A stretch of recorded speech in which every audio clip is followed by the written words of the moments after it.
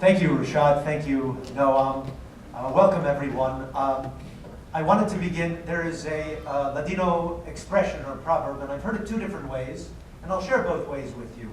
The one way goes, si no hay cantadores, no hay sintadores, which means if there aren't singers, there aren't listeners. I've also heard it the other way, which says, si no hay sintadores, no hay cantadores, which means if there's nobody to listen, there's nobody to sing. The good news is that tonight we'll have both. And it's a great pleasure and an honor for me to be here this evening and to introduce to you our guest speaker. But before doing so, I'd like to thank the Strom Center for Jewish Studies, as well as the Jackson School and Professor Noam Pianco and Professor Rashad Kasaba for providing such a dynamic home for Sephardic studies here at the University of Washington. And also to our Sephardic Studies Founders Circle. Some of the members of that circle are here in the audience tonight, without whose support this tonight, nor none of the other initiatives connected to Sephardic studies would be possible. So I'd like to thank them.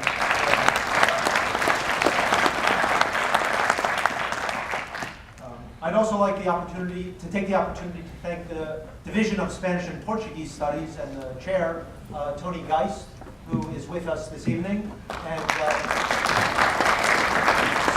Spanish and Portuguese Studies have been a great partner as we have begun to build our Sephardic Studies program here at the University of Washington. I'll say something more about that in a moment. I'd also like to thank the Turkish and Ottoman Studies program and the Near Eastern Languages and Civilizations here at the University of Washington, who are also serving as a co-sponsor for this evening's program, and they will be having a conference in Ottoman Studies over the course of the next few days. So it's great to, one of the really wonderful things about Sephardic studies in Jewish studies and in the Jackson School is the capacity of the program to bring together many different units on campus and in the community as well.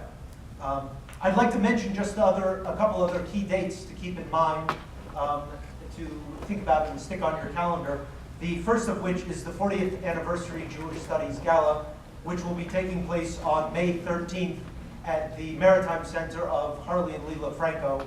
And this will be a wonderful opportunity to celebrate 40 years of Jewish studies here at the University of Washington, and simultaneously an opportunity to study really what is the birth of a dynamic and robust Sephardic studies program at the University of Washington. So please join us for that celebration, an opportunity to support Sephardic studies and Jewish studies more generally at the University of Washington, and all the great endeavors that we've been embarking upon.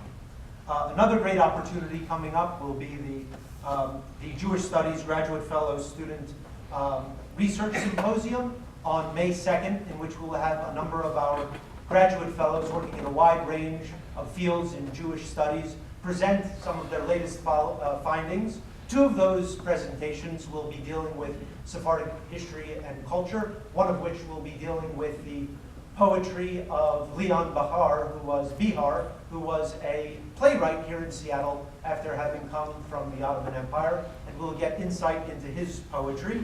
And there will be another presentation, which is very interesting, bringing together the Sephardic and Ashkenazic worlds, will be about the role and the place of Ashkenazi Jews as represented in the Ladino newspapers of the Ottoman Empire.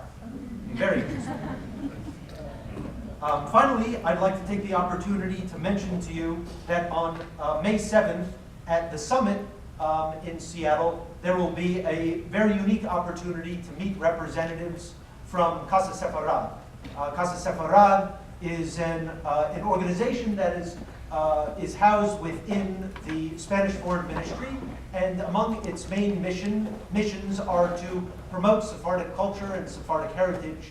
And thanks to the organization of Professor Tony Geist in the Spanish and Portuguese division, as well as one of our community leaders, Al Maiman, two of the leaders of that organization will be here in Seattle to speak about new opportunities for connecting the Sephardic community here in Seattle to Spain and to other Sephardic communities across the globe. So I invite you to join that conversation on May 7th at 2 p.m. There are flyers in the front, and if you have any questions, you can ask Tony, who is with us this evening.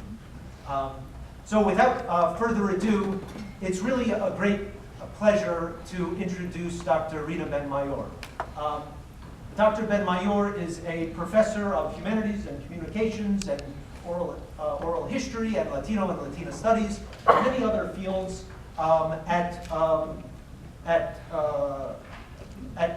University of California State University, Monterey, and she is here with us this evening to share some of the research that she conducted 40 years ago and to bring back the voices and the stories of the individuals who she interviewed and spoke with here in Seattle. And for me, it's really a very personal privilege to have the chance to introduce her. Rina and I have known each other for about 8 years now, and we had the pleasure of spending quite a bit of time together in the Bay Area.